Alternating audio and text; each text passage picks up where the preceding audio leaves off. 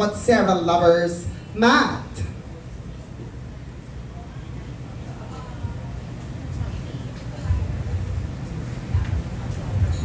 Hello po, good evening po. Question ko po kay Sir Christian. Nanalo na po kayo ng Best Actor before sa MMFF. Are you, parang, ito bang taon na to sa palagay mo, mapapanalunan mo ulit yung Best Actor Award? Yes! Ang tawag nito, I did my best. I did my best. Sa lahat naman po ng mga pelikulang ginagawa ko, hindi ko ina-expect talaga kung mananalo ko o hindi. Basta I just do my best as an actor. Ayun. Sana kung ipagkakaloob ni God at ayun, ng pagkakataon, thank you. Pero kung hindi, alam kong mas deserve nung mananalo kung hindi man ako yun.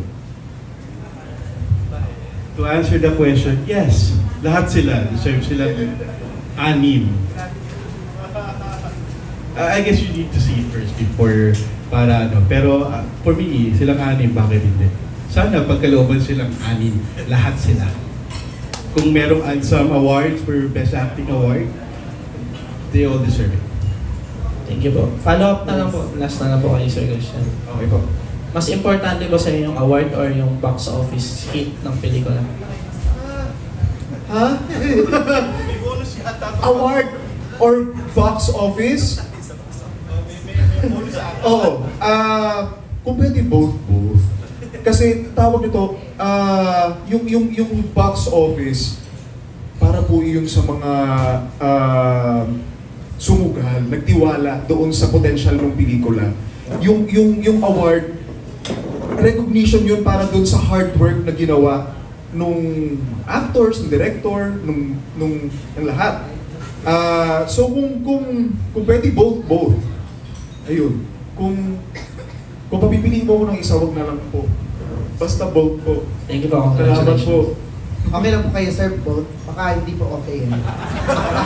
Sige, so pwede naman pala Thank you po. po. Thank you so much, Matt from La Cochera Lovers. Next, from Entertainment Web, Mark Grabador. Hello po. Question po for Derek and for the cast na rin. Unahin ko na muna sa cast. Working with the Candace actress is Jacqueline Jose. Ano po ang natutunan niyo sa kanya and may pressure po ba to work with the Candace actress? Sino po ang makakasagot?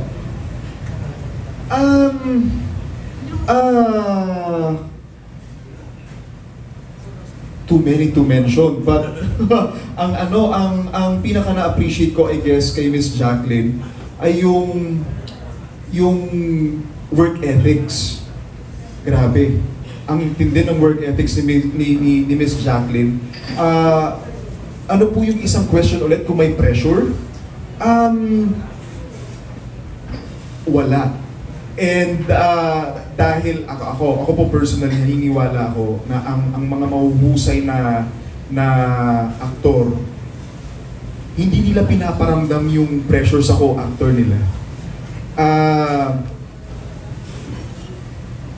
Ayun, ang dami kong gusto sabihin pero wala lang naman po talaga yung gusto kong sabihin.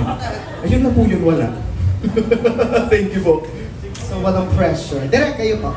Siguro yung sa Sinan, to add on what Christian said, she loves getting directions. Pag nagbibiro sa set, okay. Pero kapag nagbigay ka na ng direction sa kanya, doon mo makikita yung pagiging professional niya at saka yung years na experience niya sa industry na she will switch right away to actor mode and she will listen to you. And ganun lang. Ang sarap katrabaho, pressure, walang pressure. Yung pressure sa sarili ko na sana magtunog akong intelihente sa harapan niya. Pero tsaka sa kanila, of course. Pero ang sarap katrabaho nung pag nagbibigay ka ng direction na kahit bago ka pa lang sa industriya and yet here she is, nakikinig siya sa'yo wholehearted. And sorry, just to add dun sa sinabi ko. Kaya po walang pressure. Ayan na, nag-gather ko na yung thought ko. Dahil she will give you what you need dun sa eksena. Magre-react ka na lang eh. Ibibigay niya sa'yo kung ano yung kailangan mo para magampanan mo kung ano yung karakter mo at kung ano yung hinihigi ng eksena.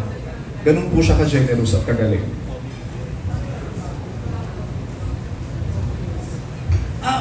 Sa akin kasi, isang eksena lang kami magkasama eh. So, walang gaanong interaction.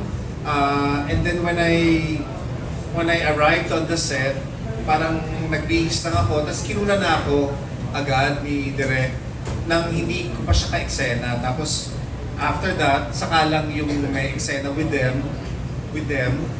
Kasi that was an audition part eh. So, yung character ko nag-audition sa harapan nila, parang gano'n. Tapos sila nga yung judger, di ba? So parang wala akong masyadong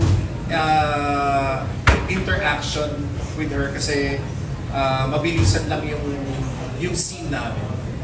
So, yeah. So, wala namang pressure. I don't feel any pressure. Ikaw na. Ay, hindi ako na-pressure. Kasi, hindi po ako unang-una sa artista. Sa catering po ako. So, nakita niya ako, parang pwede to. Hindi, hindi siguro pressure, pero yung na-intimidate ako. Yung na-intimidate po ako, tapos, nung nagsalita na siya, kailangan mo talagang makinig. At kailangan mong galingan. So parang may command siya. So kahit hindi ka magaling, gagalingan mo kasi nakakahiya. Although okay lang naman magkamali, pero maging napaka-professional niya kasi, so ililibel mo rin yung sarili, maging professional.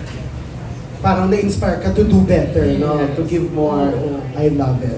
Thank you, Miss Titi. Kayo po. Iya. Ako nahiya nung una, pero kailangan ibigay sa shoot kasi audition part din yun. Tapos sa tulong din ni Christian, kasi hindi sila madamot ng mga aktor, napaka-generous nila. Kaya naibigay ng tama yung hinihingi ni Direk. Ayun yung maglagay ka ng luha sa harapan ni Miss Jackie, kasi okay na yun, masaya na. Basta kang hindi siya papalakpak after. Kasi congratulate, ang galing mo, gagano siya. Kaya natuwa ako sa kanya, bait-bait. Totoo po yun, napaka-appreciative niya. Yun lang po. Thank you. Gusto niyo pa po? Ito pa po. Pamor. Charot, charot. Thank you so much, Mark, from Entertainment Web. Next, from ABS-CBN, Miss Ana Cerezo. Miss Ana? Ayan, hello. Hi. So, kasi diba, broken heart strip siya. Masasabi niyo ba sa dulo ng movie, worth it pa rin magmahal kahit masakit at parang heavy nga yung dramang pinagdaanan ng characters niyo? For anyone who wants to answer. Personally, pwede din.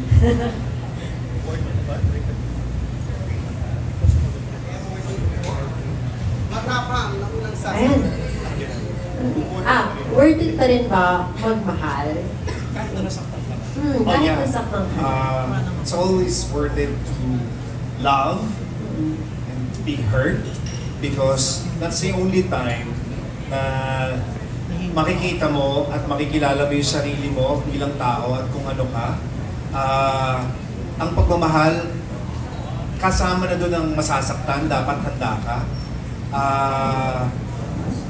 Walang pagmamahal na hindi masakit sa kahit na anong klase. Nanay sa anak o mag-asawa, mag-jowa, masasaktan at masasaktan kayo. Pero ang beauty nun is natututo kang magpatawad dahil nagmamahal ka. Thank you. Nakatulong rin ba sa inyo since umikot ka kayo sa mga destination? Tingin ba nakakatulong din talaga yun maka-move on or healing? Personally, sa mga nakikita nyo rin? Oh yeah, definitely. Kailangan mo kasi well, for me, kailangan kong alisin yung sarili ko dun sa sitwasyon at makakita o maka-experience ako ng ibang bagay para mas gumaang yung pakiramdam. Pero of course, that's a band-aid solution, you know, as opposed to harapin mo kagad and assess yourself, assess your feelings, and kilalanin mo ulit yung sarili mo kung saan ka nagkamali. Yun talaga yung totoong healing eh. Hindi yung pagpunta mo sa ibang lugar para makalimot. Makakalimot ka, yes, sa panahon na yon. Pero yung sakit, yung mga learnings mo, as you go along, saka mo na yun, saka mo nahiheal yung sarili mo, saka mo na mapapatawad yung sarili mo at mapapatawad yung taong nanakit sa'yo, di ba? Thank you. Pag pinanood ba namin to, makakabubuan kami. Yes! Thank you, thank you. Thank you. Next po, may gusto pa po, or okay na po kayo doon, Miss Ana? Yes, thank you so much. Okay. Thank you. Next naman po from